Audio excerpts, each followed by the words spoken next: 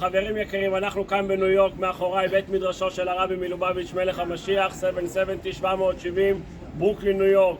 יש כאן השבת הקרובה כינוס של שליחי חב"ד מכל העולם, והתרגשתי לפגוש כאן בניו יורק שני חבר'ה מישראל ורני מרמת אביב, ומשהו שלמדנו ביחד שאנחנו רוצים לשתף אתכם. פרשת השבוע, פרשת תולדות. למה לפרשה קוראים תולדות? מה זה תולדות? תולדות זה ילדים. הפרשה מעבירה מסר שהעיקר זה לא מה שאתה דואג רק לעצמך או אפילו לסובבים אותך. העיקר זה אם אתה מעביר את המסר היהודי, את החינוך היהודי, את הזהות היהודית גם לילדים. יש אדם שהוא בעצמו לומד, שומר על אומר שהילדים יעשו מה שרוצים.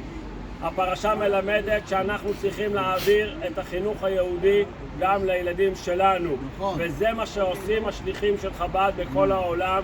דואגים שכל יהודי ויהודייה יהיה להם כל מה שהם צריכים ברוחניות וגשמיות, חינוך יהודי, אוכל כשר וכל מה שצריכים. העיקר, הרבי אמר לכל השלוחים בפעם האחרונה שהוא דיבר איתם, הוא אמר שהתפקיד שלנו זה להכין את העולם לקבלת בני משיח. משיח עומד להגיע כל רגע, ועכשיו הכל צריך להיות בכוונה מיוחדת לגאולה. אז בעזרת השם כל אחד ואחת עוד מעשה קטן והוא כאן. להוסיף במעשים טובים ונראה את משיח. ש101 החטופים יחזרו, אמן, אמן, וכל החיילים יחזרו בשלום, אמן, ויהיה שלום במדינת ישראל בין כל העמים, אמן. גאולה שלמה ושבת שלום, בעזרת השם בבית המקדש. אמן.